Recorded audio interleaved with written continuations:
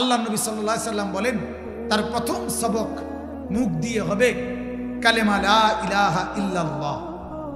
যখন 7 বছর বয়স হবে তার আগেই তাকে নামাজ চিনায় দাও, নামাজের পরিচয় করায় দাও। 7 বছর বয়স থেকেই নামাজ পড়তে বলো।